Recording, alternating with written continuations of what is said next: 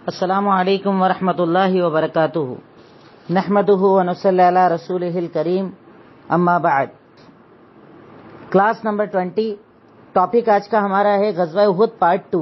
اس کے پہلے جو ہمارا درس ہو رہا تھا اس میں آپ کو بتا رہا تھا کہ غزوہ احد کے اندر بہت سارے صحابہ اکرام نے اپنی شجاعت کا اللہ کے نبی صلی اللہ علیہ وسلم کے سامنے اور اللہ تعالیٰ کے سامنے اظہار کیا تھا۔ جیسا کہ میں آپ کو بتا چکا ہوں کہ کفار مکہ ایک بڑی تعداد لے کر نکلے مدینہ پر حملہ کرنے کے لیے۔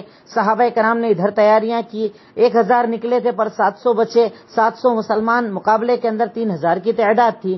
اللہ کے نبی صلی اللہ علیہ وسلم نے سب کو اپنے مقام پر سیٹ کیا۔ ایک پہاڑ کے اوپر 50 تیر اندازوں کو رکھا کہ تم یہیں رہنا، یہاں سے ہٹنا نہیں، چاہے جیت جائیں یا ہار جائیں، جب تک کہا نہ جائے تب تک ہٹنا مت۔ باقاعدہ غزوے کا آغاز ہوتا ہے، مبارزت کے ذریعے غزوہ شروع کیا جاتا ہے، غزوہ کنٹینیو چلتا ہے۔ اس میں کئی صحابہ کرام اپنی شجاعت دکھاتے ہیں، اپنی بہادری دکھاتے ہیں، اسلام کے نام پر اسلام کے لیے اپنی قربانیوں کو پیش کرتے ہیں۔ ان میں سے کچھ قربانیوں کا تذکرہ میں آپ کے سامنے کر کر اپنی بات کو آگے بڑھاتا ہوں۔ انہی میں سے ایک صحابی رسول تھے جن کا نام تھا حضرت حنظلہ بن ابی عامر رضی اللہ تعالی عنہ۔ انتہائی زیادہ نوجوان لڑکا، نوجوان بہت زیادہ کوئی ان کی عمر نہیں ہے، نئی شادی ہوئی ہے۔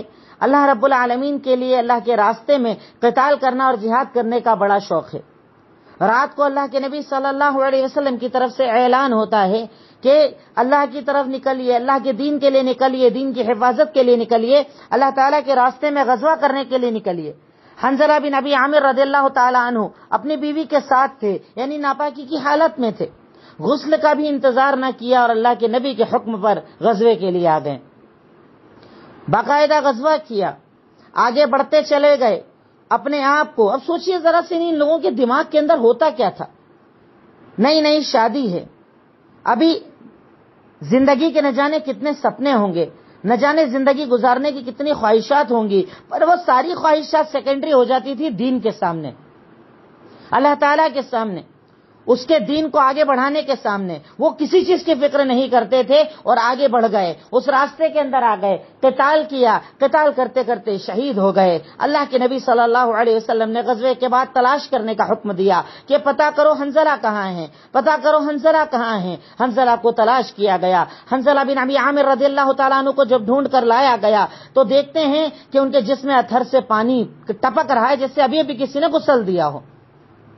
اللہ کے نبی نے پوچھا کہ جاؤ ان کے گھر والوں سے پوچھ کر آؤ، ان کی بیوی سے پوچھ کر آؤ ان کا معاملہ کیا تھا۔ پتا چلا بیوی نے بتایا کہ یہ میرے ساتھ تھے، ناپاکی کی حالت میں تھے، پر غزوہ کا سننے کے بعد انتظار نہ کیا، اسی حالت کے اندر نکل گئے، غسل نہیں کیا تھا۔ اللہ کے نبی صلی اللہ علیہ وسلم نے ارشاد فرمایا کہ تمہارا ساتھی غسیل الملائکہ ہے، غسیل الملائکہ۔ اللہ رب العالمین نے اسے غسل دینے کے لیے آسمان سے فرشتوں کو نازل کیا ہے۔ یہ اللہ کا انعام۔ دوسرا صحابہ کرام کا جذبہ ایمان کا، صحابہ کرام کا جذبہ شہادت کا۔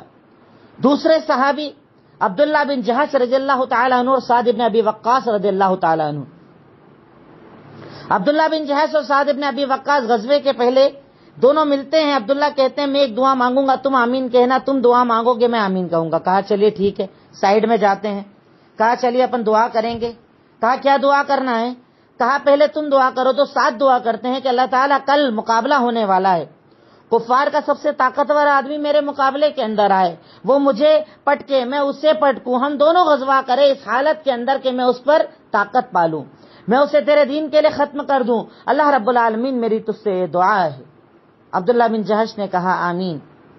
پھر عبداللہ بن جہش دعا کرتے ہیں کہ اللہ رب العالمین میں تجھ سے دعا مانگتا ہوں کہ کل مقابلہ ہو، کفار کا سب سے طاقتور انسان میرے مقابلے کے اندر آئے، وہ مجھے مارے میں اسے ماروں، اسی حالت میں ہم غزوہ کرتے رہیں اور وہ مجھے شہید کر دے، صرف شہید کر نہ چھوڑے، میرا مسئلہ کرے، میرے کانوں کو کاٹ دے، میری ناک کو کاٹ دے، میرے جسم کے ٹکڑے کر دے، اور اس کے بعد جب تیرے پاس میں لایا جاؤں، تیرے سامنے اٹھایا جاؤں اور تم مجھ سے سوال کرے کہ عبداللہ تیری ناک کیوں کاٹی گئی، تو میں کہوں اللہ تیرے دین کے لیے۔ تیرے ہاتھ کیوں کاٹے گئے، میں کہوں تیرے دین کے لیے۔ تیرے جسم کا یہ حشر کیوں کیا گیا، میں کہوں تیرے دین کے لیے۔ اسعد کہتے ہیں کہ میں نے آمین کہا۔ عبداللہ نے جیسی دعا مانگی تھی اللہ تعالیٰ نے ان کی دعا کو ویسے ہی قبول کیا۔ یہ جہاد قتال کرتے رہے۔ اس حالت کے اندر ان کو اتنے نیزے اور اتنے حملے کیے گئے کہ اسی حالت کے اندر انہیں شہید کر دیا گیا۔ شہید کرنے کے بعد ان کا مسلح کر دیا گیا۔ جو انہوں نے دعا مانگی تھی اللہ نے ان کی دعا قبول کر لی۔ سعد کہتے ہیں کہ مجھے بعد میں لگا کاش میں نے عبداللہ والی دعا مانگی ہوتی۔ ایک عورت ہے، چلو یہ تو مردوں کی قربانیاں ہیں، ایک عورت ہے، عورت مدینہ کی باؤنڈری پر ہے، آتے جاتے لوگوں سے اللہ کے نبی کے احوال کو پوچھا جا رہا ہے، کیا چل رہا ہے جنگ میں، کیسے ہیں سب، خیریت سے ہیں، اللہ کے نبی کیسے ہیں، اللہ کے نبی کیسے ہیں؟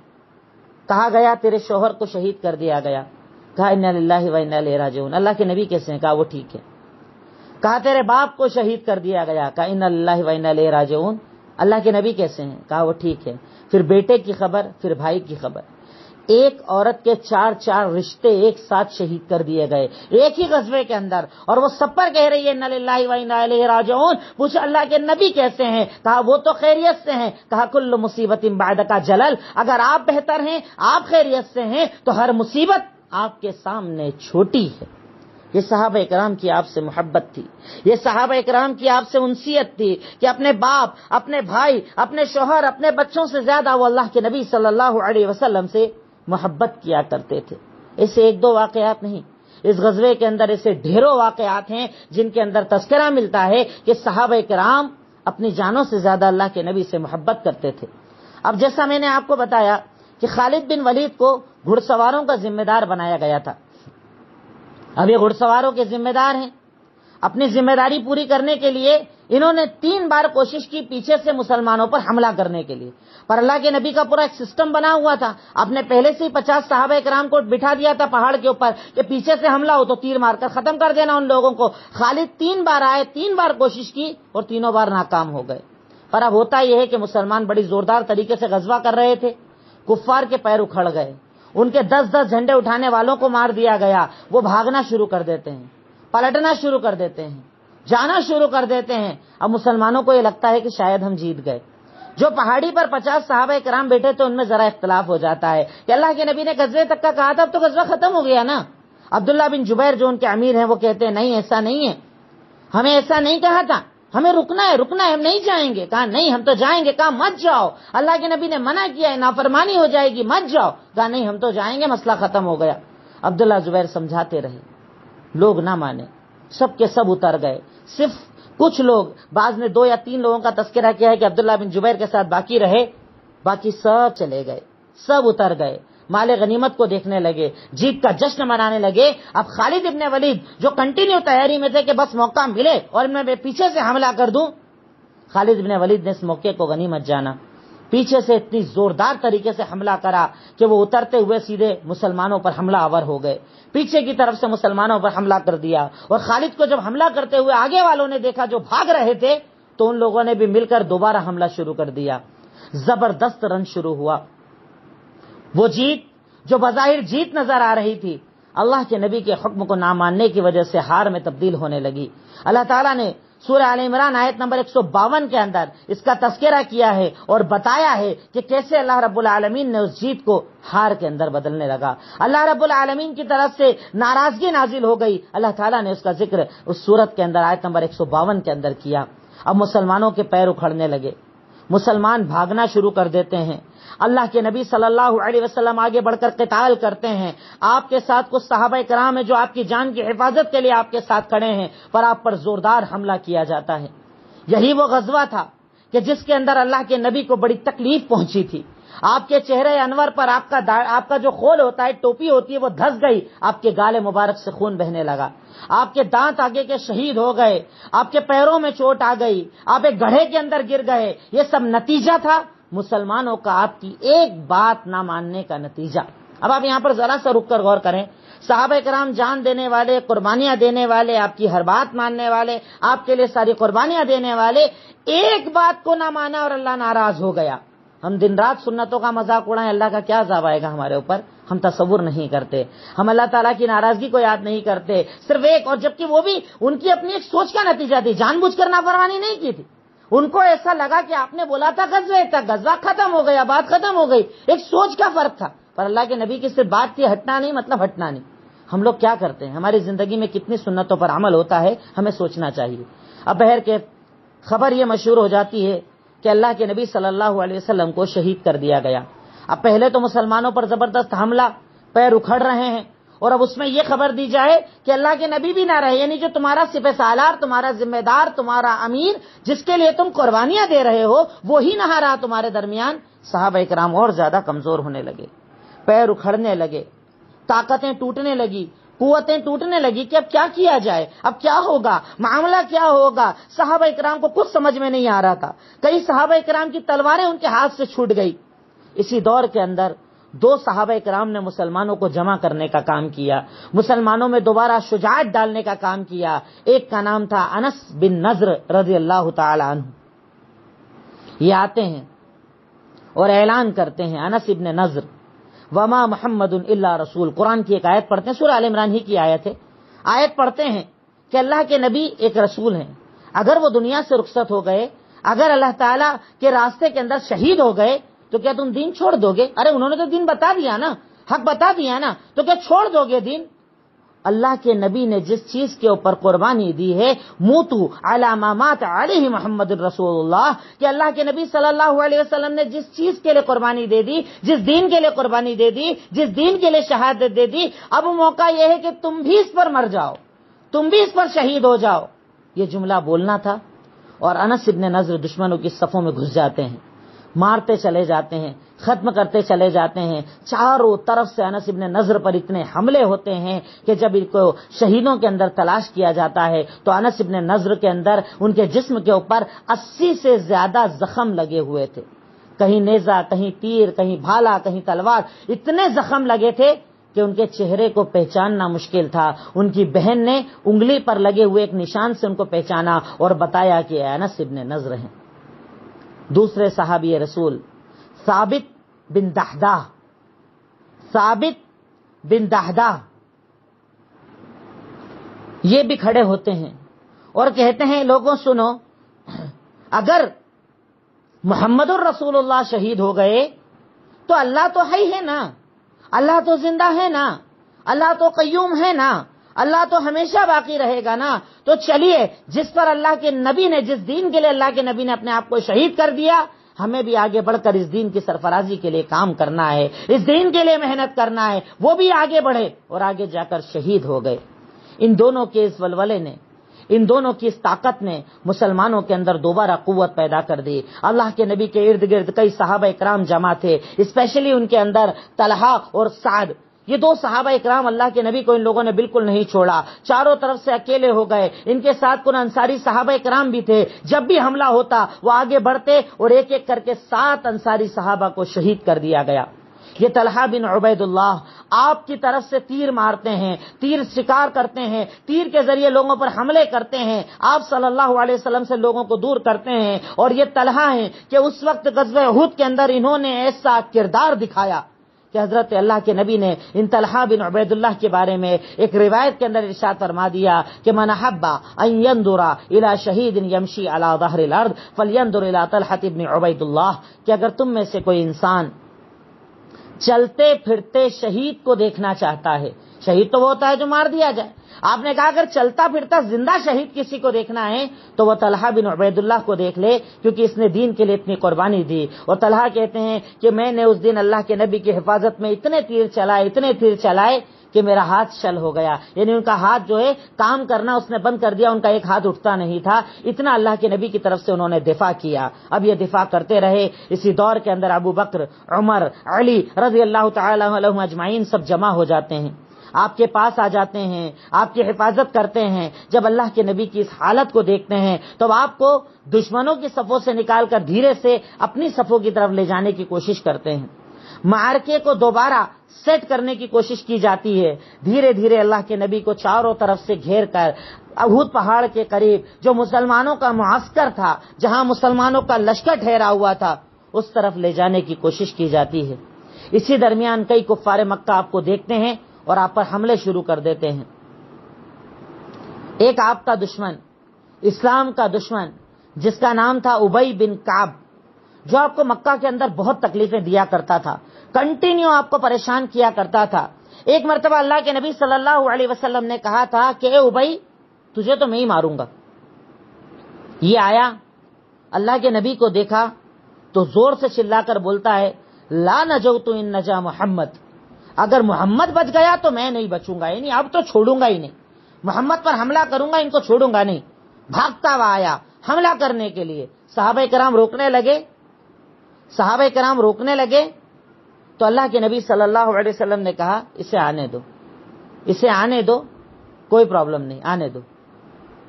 جب وہ قریب آ گیا حملہ کرنے کے لیے, اللہ کے نبی صلی اللہ علیہ وسلم نے اسے ایک چھوٹا سا زخم لگایا, چھوٹا سا زخم, بہت چھوٹا زخم تھا, پر چونکہ اسے اللہ کے نبی صلی اللہ علیہ وسلم کا وہ جملہ یاد تھا کہ آپ نے کہا تھا کہ تجھے تو میں ہی ختم کروں گا. اب جیسے ہی اس نے حملہ کیا, اللہ کے نبی نے اس پر ایک چھوٹا سا زخم دیا, یہ چیختا ہوا بھاگتا ہوا جاتا ہے. کفار کہتے ہیں ذرا سا تو زخم لگا ہے, اس کے اندر اتنا زیادہ چلا رہا ہے کہ زخم ذرا سا تمہیں نظر آ رہا ہے, پر اللہ کے نبی نے بولا تھا مجھے ماریں گے, اللہ کی قسم اگر وہ مجھے کسی پتھر سے یا لکڑی سے بھی مار دیں گے تو میں مر جاؤں گا. یعنی اسے یقین تھا کہ اللہ کے نبی سچے ہیں, پر پھر بھی آپ پر ایمان نہ لایا, اور راستے کے اندر آخر اس کا مر جاتا ہے, ختم ہو جاتا ہے. اب صحابہ کرام آپ کو بچاتے آپ کو لے کر چلتے ہیں, قریب پہنچتے ہیں, اپنے معسکر کی طرف جاتے ہیں. صحابہ کرام عجیب سے غم کے حالات کے اندر ہیں, اللہ کے نبی دنیا میں نہیں رہے ہیں. 2 صحابہ کرام نے ان کو جمع کیا ہے, لڑ تو رہے پر اندر قوت نہیں ہے, اور ادھر ابو سفیان اور خالد ابن ولید دوبارہ زوردار حملہ کر رہے ہیں, مسلمانوں کو مارا جا رہا ہے, شہید کیا جا رہا ہے. سوچیے عالم کیا رہا ہوگا, اس میدان کا منظر کیا رہا ہوگا. چاروں طرف سے حملے ہو رہے ہیں. میرا جو سپہ سالار اس کے بارے میں یہ مشہور ہے کہ وہ ختم ہو چکا ہے, شہید کر دیا گیا ہے. کتنا ٹینشن کا ماحول رہا ہوگا. اسی دور کے اندر چلتے چلتے جب یہ لوگ اللہ کے نبی کو نکال رہے ہیں دشمنوں کے لشکر سے, ایک صحابی رسول حضرت کعب کی نظر آپ پر پڑ جاتی ہے. حضرت کعب جیسے ہی آپ کو دیکھتے ہیں زور سے چلا کر کہتے ہیں کہ اللہ کے نبی زندہ ہیں, اللہ کے نبی موجود ہیں, آپ کے شہادت کی خبر جھوٹی ہے, آپ موجود ہیں. اللہ کے نبی نے اشارے سے خاموش کرنے کے لیے کہتے ہیں کہ چپ ہو جاؤ, ابھی مت چلاؤ, اگر ان لوگوں کو پتا چل گیا تو یہ دوبارہ حملہ کرنے کے لیے جمع ہو جائیں گے, ابھی چھوڑ دو, ابھی مت بولو, کچھ مت بولو, اعلان مت کرو. اب اللہ کے نبی صلی اللہ علیہ وسلم دھیرے دھیرے صحابہ کرام لے جاتے ہیں ان کو کفار سے نکال کر مسلمانوں کی صف میں.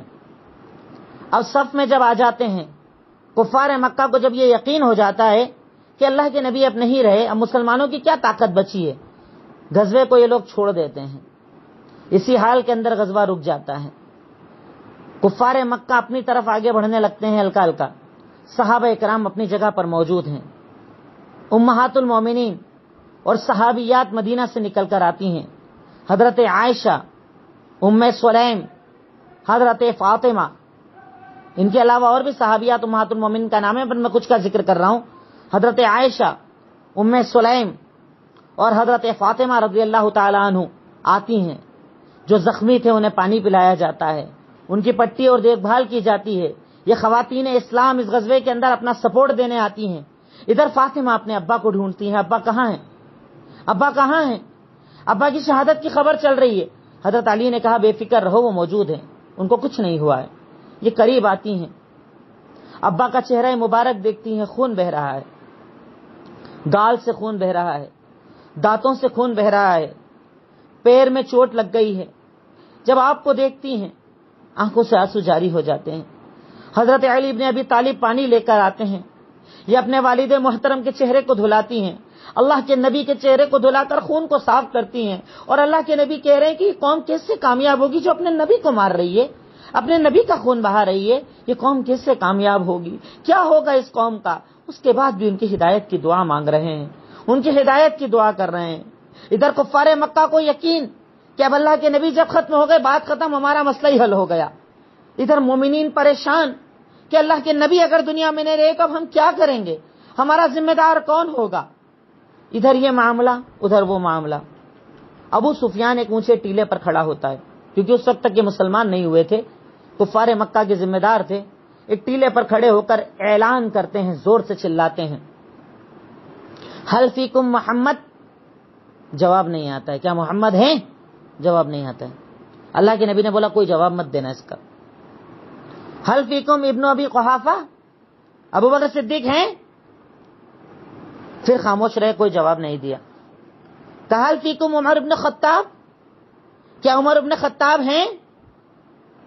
کوئی جواب نہیں آتا. اللہ کے نبی جواب دینے سے منع کرتے ہیں. پر جب تینوں کا نام لے لیا جاتا ہے, ابو بکر صدیق حضرت عمر ابن خطاب کو ذرا غصہ آ جاتا ہے, کیونکہ وہ کہتا ہے کہ جب یہ تینوں ختم ہو گئے تب تمہاری زندگی کیا بچی. عمر ابن خطاب زور سے چلاتے ہیں, اے اللہ کے دشمن سن, جن تینوں کا تو نے نام لیا وہ الحمدللہ زندہ ہیں, موجود ہیں, اور تجھے ذلیل کرنے کے لیے ابھی بھی زندہ ہیں. یہ جواب سن کر ابو سفیان کو تعجب ہوتا ہے. اتنا کوشش, اتنی محنت کرنے کے بعد بھی یہ معاملہ رہ گیا. اب چونکہ غزوہ تو ختم ہو چکا تھا, دور سے اعلان کیا جا رہا تھا.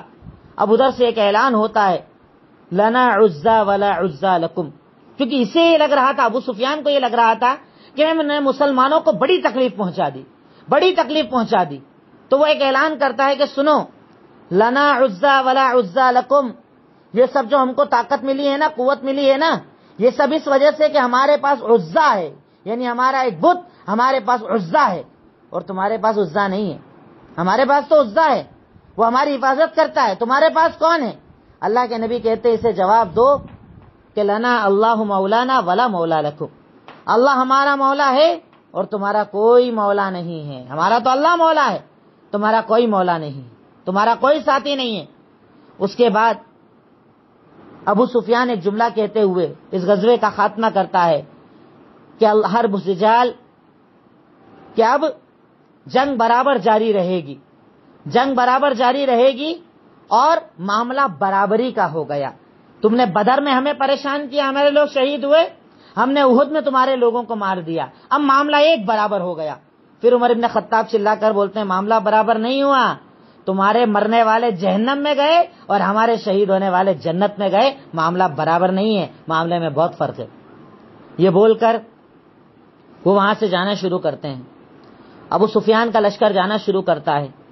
اللہ کے نبی علی بن ابی طالب کو کہتے ہیں جا کر پیچھے دیکھ کر آؤ, اگر وہ لوگ اونٹ پر سوار ہو رہے ہیں اور گھوڑوں کو ہاتھ سے لے جا رہے ہیں تو اس کا مطلب وہ جا رہے ہیں, اور اگر وہ گھوڑے پر بیٹھے ہیں اور اونٹ کو ہاتھ سے لے کر آ رہے ہیں تو سمجھ لینا آگے جا کر دوبارہ ریٹرن آئیں گے اور مسلمانوں پر حملہ کریں گے. یہ بات آپ کہہ دیتے ہیں. یہ بات کہنے کے بعد علی ان کو جا کر دیکھتے ہیں تو پتہ چلتا ہے سب لوگ اونٹوں پر سوار ہو رہے تھے. آ کر بتایا تو اللہ کے نبی صلی اللہ علیہ وسلم نے کہا کہ اب یہ چلے گئے ہیں, اب یہ ریٹرن نہیں آئیں گے, جانے دو, کوئی مسئلہ نہیں.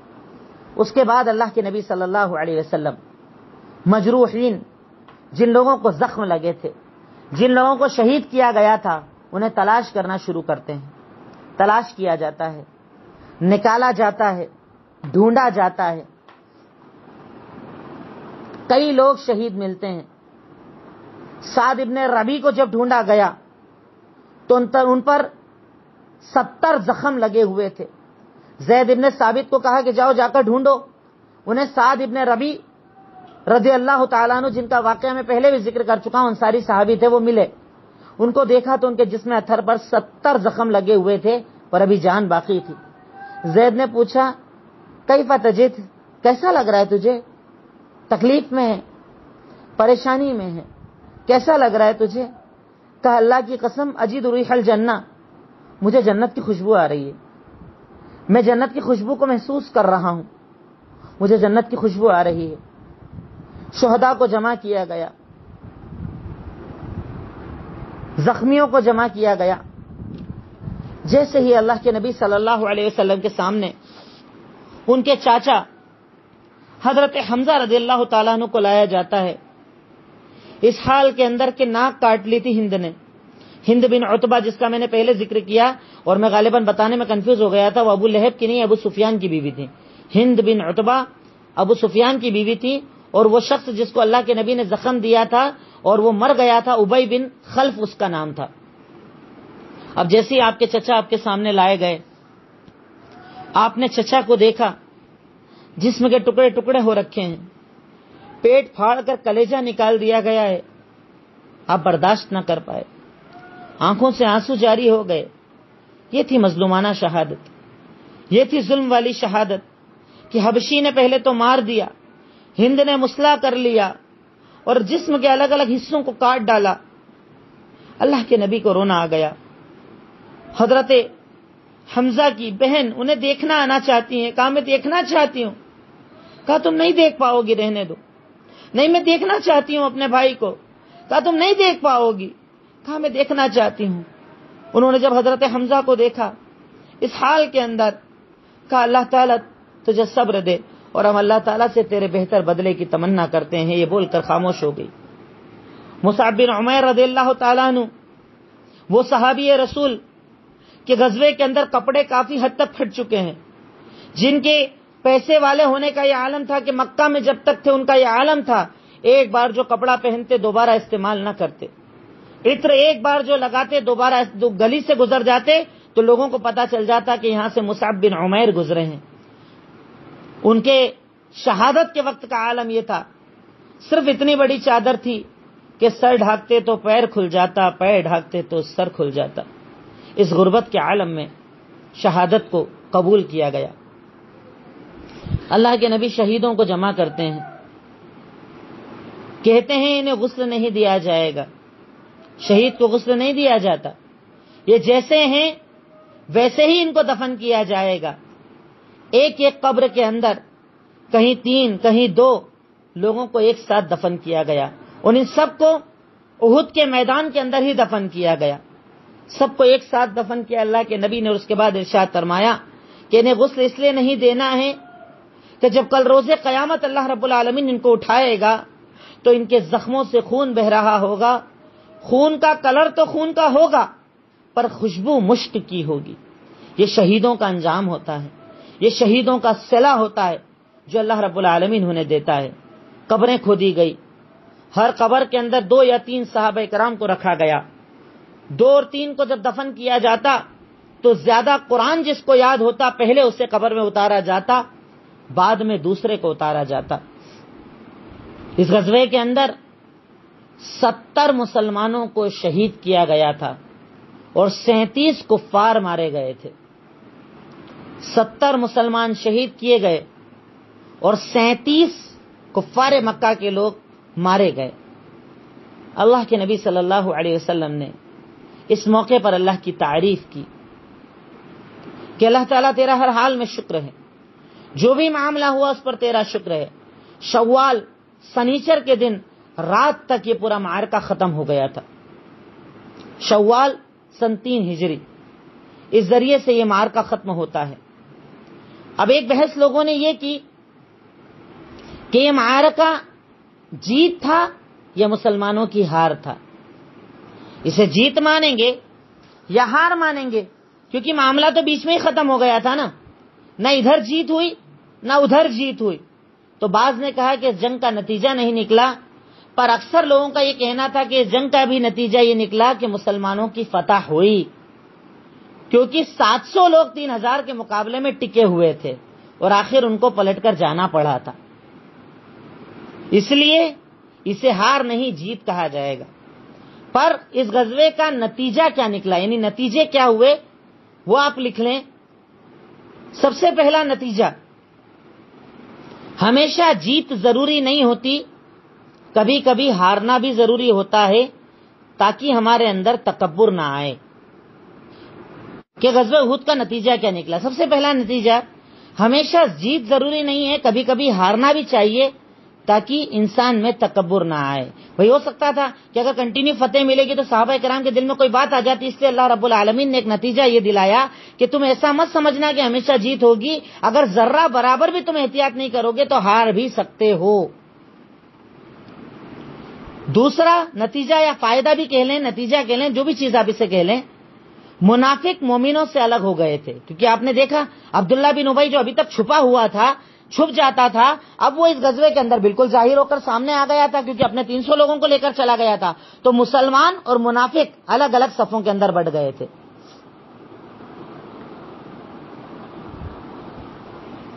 تیسرا،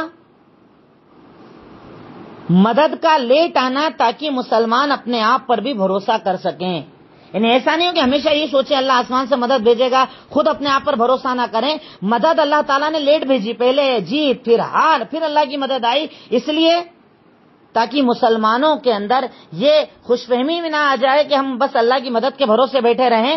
اللہ تعالیٰ کی مدد کے ساتھ ساتھ خود محنت بھی ضروری ہے. چوتھی چیز، نبی کی اگر ایک بھی بات نہ مانی جائے تو اللہ تعالیٰ ناراض ہو سکتا ہے. نبی کی ایک بھی بات اگر نہ مانی جائے تو اللہ تعالیٰ ناراض ہو سکتا ہے. اور یہ ہم لوگوں کو بھی سوچنا چاہیے اپنی زندگیوں کے اندر، اللہ کے نبی کی نافرمانی کے پہلے، اللہ کے نبی صلی اللہ علیہ وسلم کی باتوں کو نہ ماننے کے پہلے، کہ اللہ تعالیٰ ایک بات پر بھی ناراض ہو سکتا ہے. یہ بنیادی 4 چیزیں اس غزوے سے نکل کر آئیں. اب اس کے بعد ایک چھوٹا سا غزوہ اور ہوا تھا، اسی سے ریلیٹڈ ہے، اس لیے میں اس کے ساتھ ذکر کر رہا ہوں. غزوہ حمراء الاسد. غزوہ حمراء الاسد.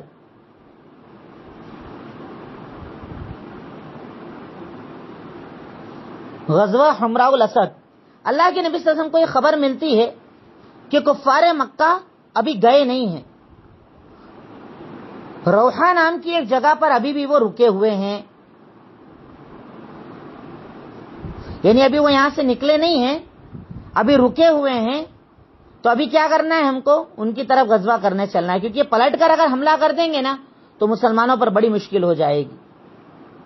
اب اللہ کے نبی صلی اللہ علیہ وسلم حمراء الاسد کے مقام پر پہنچتے ہیں. حمراء الاسد کے مقام پر پہنچتے ہیں. ایک صحابی، اب بعض نے کہا یہ مسلمان ہوئے تھے، بعض نے کہا تھا مسلمان نہیں ہوئے تھے. نام لکھ لیجئے، معبد بن ابی معبد. معبد بن ابی معبد. یہ اللہ کے نبی کے پاس آئے، چونکہ کفار مکہ سے کانٹیکٹ میں تھے، کفار مکہ کے ساتھ میں تھے، اور وہ جانتے تھے ان کو، انہیں اپنے اندر آنے جانے کو یہ لوگ عجیب نہیں سمجھتے تھے کہ کوئی اٹپٹا یا اجنبی آدمی ہمارے اندر آ گیا. اللہ کے نبی کے پاس آئے، کہا اللہ تعالیٰ نے آپ کو بڑی عزت دی، بڑا شرف دیا ہے. تو اللہ کے نبی نے حکم دیا، جاؤ اور ابو سفیان کو ڈراؤ. غزوے کے اندر جھوٹ بھی بولا جا سکتا ہے، غزوے کے اندر ہیلوں کو بھی اپنایا جا سکتا ہے، پر اللہ کے نبی نے کہا جاؤ اور ابو سفیان کو ڈراؤ. اب یہ جاتے ہیں، ابو سفیان کے پاس پہنچتے ہیں تو حقیقت وہی نکلتی جو اللہ کے نبی صلی اللہ علیہ وسلم نے بتائی. وہ لوگ دوبارہ مدینہ پر حملے کی تیاری کر رہے تھے، دوبارہ حملہ کرنا چاہ رہے تھے، کیونکہ لوگ بڑے کنفیوز تھے ان کے اندر کے کہ ہم جیتے ہیں کہ ہارے، یہی سمجھ میں نہیں آ رہا ہے. بھئی ایسے تو ہم کو لے کر آ گئے، نہ جیت ہوئی نہ ہار ہوئی، تو ایسے جا کر کیا مطلب؟ یہ نہیں، دیکھیے ان کو اتنا کچھ کرنے کے بعد بھی سکون نہیں مل رہا تھا. اللہ تعالیٰ نے ان کا سکون چھین لیا تھا. اتنی تکلیفیں پہنچانے کے بعد، صحابہ کو شہید کرنے کے بعد بھی سکون نہیں تھا کہ ہم جیتے ہیں کہ ہارے، کیا ہوا کیا ہے. تو بولے چلو دوبارہ حملہ کریں گے، دوبارہ تیاری کرنے لگے. اب یہ معبد بن ابو معبد آئے، اور انہیں پتا نہیں تھا کہ مسلمان ہو چکے، ابو سفیان کو معلوم نہیں تھا. کہا کیا دیکھ کر آئے، پیچھے کیا ہو رہا تھا، کیا کر رہے ہیں مدینہ والے؟ کہا کیا کر رہے ہیں؟ باقاعدہ تیاری کر کے نکل چکے ہیں، تم پر حملہ کرنے کے لیے ڈھونڈتے پھر رہے ہیں تم کو چاروں طرف سے. آئیں گے اور اب تو پتہ نہیں کیا بھینکر، بہت زیادہ تیاری کر کے ہیں اور بہت بڑا حملہ کرنے والے ہیں. اب کی بار تو سب نکل چکے ہیں تیاری کر کے، اور حملہ کریں گے اب تمہارے اوپر، اور حملہ کرنے ہی والے ہیں. کہ حملہ کرنے والے ہیں. ابو سفیان مشورہ کرتے ہیں کیا کیا جائے، کیا کریں، آگے بڑھیں، حملہ کریں، یا پیچھے پلٹ کر اب چلا جائے. تو پھر ابو معبد کہتا ہے کہ میں تمہیں نصیحت کر رہا ہوں، اللہ کی قسم ادھر مت جاؤ. میں نے ان لوگوں کو دیکھ لیا ہے اور ان کا ارادہ بہت الگ نظر آ رہا ہے، اور کچھ بھی معاملہ ہو سکتا ہے. اس لیے اب کیا کرو، تم پلٹ کر چلے جاؤ، اب یہاں سے چلے جاؤ، اب یہاں مت رکو. اب دیکھیے ادھر اللہ کے نبی ان کو ڈرانے کے لیے بھیج رہا ہے، ادھر وہ بھی اللہ کے نبی کو ڈرانے کے لیے بھیج رہا ہے. ایک قافلہ گزر رہا تھا جو مدینہ جا رہا تھا. ابو سفیان نے روکا اور بولا سنو کدھر جا رہے ہو؟ بولے مدینہ جا رہے ہیں. بولے دیکھو راستے میں کہیں محمد رسول اللہ ملے تو ان کو یہ بولنا کہ ہم بہت بڑی تعداد جمع کر رہے ہیں اور ان کو ختم کرنے کے لیے آ رہے ہیں. یعنی ادھر اللہ کے نبی نے بھیجا، ادھر ابو سفیان نے بھیجا. اب ان کا بھی مقصد تھا ڈرانا، پر اللہ کے نبی سے ڈرنے والے تھے. آپ باقاعدہ حمراء الاسد کے مقام پر خیمے لگوا ڈالتے ہیں، اور اس کے بعد ابو سفیان کو لوٹنا ہی پڑتا ہے کہ ڈرنے والے نہیں، یہ تو بالکل تیاری سے آئے، اور آخر وہ چلے ہی جاتا ہے. اللہ کے نبی حمراء الاسد کے مقام پر باقاعدہ ٹینٹ لگوا دیتے ہیں، 3 دن تک وہاں پر قیام کرتے ہیں، 3 دن وہاں پر رکتے ہیں، اور اس کے بعد مدینہ ریٹرن جاتے ہیں. جب کفار مکہ کا کنفرم ہو جاتا ہے کہ یہ لوگ یہاں سے چلے گئے، تب جا کر اللہ کے نبی صلی اللہ علیہ وسلم مدینہ کی طرف ریٹرن ہوتے ہیں. جب یہ کنفرم ہو جاتا ہے کہ اب یہ لوگ چلے گئے ہیں، اب یہ لوگ یہاں سے نکل گئے ہیں. اگر آپ تاریخ کی اور سیرت کی کتابوں کو اٹھا کر دیکھیں تو اس غزوے کی بہت زیادہ ڈیٹیلز آپ کو ملیں گی. اس غزوے کے بارے میں سیرت نگاروں نے بڑی تفصیل کے ساتھ لکھا ہے، بہت ڈیٹیل کے ساتھ لکھا ہے، کیونکہ اس غزوے کے اندر آپ دیکھیے نا کئی بار رخ پلٹا ہے. پہلے مسلمان طاقت میں، پھر کفار قریش طاقت میں، پھر کفار قریش کا ریٹرن جانا، پھر آنے کا پلان بنانا، اللہ کے نبی کی تکالیف، اللہ کے نبی کے زخم، نہ جانے کتنی چیزوں کا تذکرہ اس کے تعلق سے ہے. اسی کے ساتھ ساتھ اس میں صحابہ کرام کی شجاعت اور بہادری، کیونکہ صحابہ کرام کے پاس معاملہ کیا تھا کہ بدر میں جو گئے وہ اچانک نکلے تھے، بھائی پتہ نہیں تھا کہ غزوہ ہونے والا ہے. جو آپ کا مقصد تھا وہ لشکر تھا، قافلہ تھا، اب اچانک جنگ سامنے آ گئی. پر جو لوگ نہیں جا پائے تھے ان کی بڑی تمنا تھی کہ اس بار تو ہم بھی اپنی شجاعت اللہ تعالیٰ کے سامنے پیش کریں گے کہ ہمارا مقصد بھی دین ہے اور ہم دین کے لیے کچھ بھی کر سکتے ہیں. تو صحابہ اکرام بالکل پیچھے ہٹنے والے نہیں تھے. انہوں نے اپنی شجاعت دکھائی، اپنی بہادریوں کو دکھایا. اللہ تعالیٰ کے دین کے لیے اپنے آپ کو قربان کرنے کو بھی ان لوگوں نے بڑی چیز نہ سمجھا. اللہ تعالیٰ کے لیے، اللہ تعالیٰ کے دین کے لیے، دین کے کلمے کو بلند کرنے کے لیے اپنا سب کچھ ان لوگوں نے قربان کر دیا. یہ لوگ اللہ تعالیٰ کی محبت کے آگے کسی محبت کو نہ سمجھتے تھے. اور یہی وہ صحابہ کرام جن کے بارے میں اللہ تعالیٰ نے قرآن کریم کے اندر ارشاد فرمایا کئی جگہ، رضی اللہ عنہم ورضوا عنہ، اللہ ان سے راضی ہوا، وہ اللہ سے راضی ہوئے.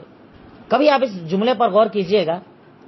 بھئی بندہ اللہ سے راضی ہوا یہ کلیئر ہے، میں راضی ہو گیا مطلب میں نے اللہ کو اللہ مان لیا، رب مان لیا، کلیئر ہے، ہو سکتا ہے. پر اللہ تعالیٰ کسی بندے کے بارے میں کہے کہ یہ بندہ بھی مجھ سے راضی ہو گیا، تعجب کی بات ہوتی. اس سے بڑا مقام نہیں ہو سکتا، اس سے بڑا مرتبہ نہیں ہو سکتا کہ اللہ کسی بندے کے بارے میں یہ کہے کہ یہ بندہ مجھ سے راضی ہو گیا. اس کی تشریح علماء نے لکھی، محدثین نے لکھی کہ اللہ تعالیٰ نے جو صحابہ کو کہا کہ وہ صحابہ اللہ سے راضی ہوئے، اس کا مطلب یہ تھا کہ اللہ تعالیٰ جب بھی ان کا کوئی امتحان لیتا یہ خوشی خوشی امتحان دیا کرتے تھے. ارے یہ تو جان بھی خوشی خوشی دے دیا کرتے تھے، جانوں کی قربانیاں دے دیا کرتے تھے. ان کے لیے بیوی بچے، مال دولت، دنیا، ہر چیز سے زیادہ اگر کوئی چیز محبوب تھی تو وہ اللہ کا دین اور اللہ کے نبی کی محبت. ان کے لیے اپنی جان اتنی قیمتی نہیں جتنا اسلام قیمتی تھا. اس لیے اللہ رب العالمین نے انہیں کہا کہ یہ اللہ سے راضی ہو گئے. مطلب انہوں نے اللہ کے دین کو خوشی خوشی قبول کیا، اللہ کے امتحان کو خوشی خوشی قبول کیا. بھئی آج ہمارے اوپر اگر کوئی امتحان آ جائے، کوئی آزمائش آ جائے، کوئی پریشانی آ جائے، ٹھیک ہے بہت ایمان ہوگا تو ہم صبر کر لیں گے، پر خوشی کا اظہار کرنا یہ ایک بڑی سٹیپ ہوتی ہے کہ اللہ تعالیٰ مجھے تکلیف دے رہا ہے اور میں خوش ہو رہا ہوں، الحمدللہ اللہ تو نے مجھے تکلیف دی، الحمدللہ اللہ میں قبول کر رہا ہوں، الحمدللہ اللہ میں بیماری قبول کر رہا ہوں. یہ ایمان کا بہت اعلیٰ درجہ ہوتا ہے جو اللہ رب العالمین نے صحابہ کرام کو عطا کیا تھا. ایسے اللہ کے نبی کو ایسے ساتھی نہیں دیے تھے اللہ تعالیٰ نے. جو لوگ اللہ کے نبی کے ساتھیوں پر اعتراض کرتے ہیں یہ ایسے ساتھی نہیں ملے تھے، بہت قیمتی ساتھی تھے، یہ اپنا سب کچھ قربان کرنے والے ساتھی تھے یہ. اور اسی لیے اللہ تعالیٰ نے انہیں بار بار یہ مقام دیا. کئی صحابہ کرام کو تو ٹوٹلی بول دیا گیا کہ اللہ ان سے راضی، وہ اللہ سے راضی. اور اسپیشلی الگ الگ غزوے کی فضیلت بتائی گئی. غزوہ احد والے جنتی، غزوہ بدر والے جنتی، بیعت الرضوان والے جنتی. الگ الگ مقام پر الگ الگ صحابہ کو اسپیشل جنت کی بشارت الگ دی گئی. یہ مقام تھا ان صحابہ کرام کا جو اللہ رب العالمین نے انہیں عطا کیا تھا ان کی قربانیوں کی وجہ سے، ان کی اللہ تعالیٰ پر یقین کی وجہ سے، ان کے اللہ تعالیٰ کی قربانیوں کو خوشی خوشی قبول کرنے کی وجہ سے. اللہ تعالیٰ ہم تمام کو بھی ان صحابہ کرام جیسا کردار اپنے اندر لانے کی توفیق عطا فرما دے اور ہمیں بھی ان کے جیسی قربانی دینے کی اللہ رب العالمین توفیق عطا فرما دے. وآخر دعوانا ان الحمدللہ رب العالمین. السلام علیکم ورحمۃ اللہ وبرکاتہ.